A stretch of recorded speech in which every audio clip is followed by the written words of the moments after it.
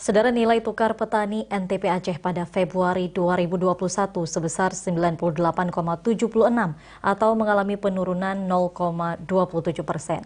Terjadinya penurunan NTP di semua subsektor selain subsektor peternakan. Berikut informasinya untuk Anda. Bila dilihat dari 5 subsektor, ada 4 subsektor yang mengalami penurunan NTP, yakni tanaman pangan, hortikultura, perkebunan rakyat, dan perikanan.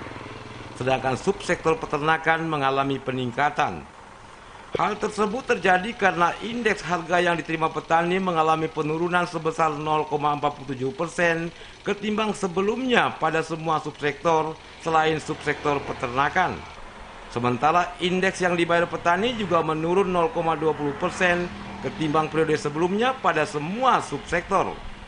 Badan Pusat Statistik BPS Aceh mencatat komoditas yang paling dominan mempengaruhi penurunan indeks harga yang diterima petani itu adalah sayur-sayuran, cabai merah, bawang merah, kacang panjang, ikan tongkol, dan ikan bandeng, sehingga menyebabkan terjadinya deflasi pedesaan Februari 2021 sebesar 0,27%.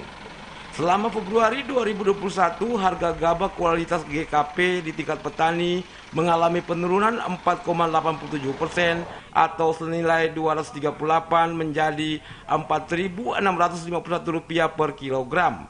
Demikian juga di tingkat penggilingan harga gabah GKP turun sebesar 4,90% atau 243 menjadi Rp4.716.000 per kilogram. Tim Liputan TVRI melaporkan.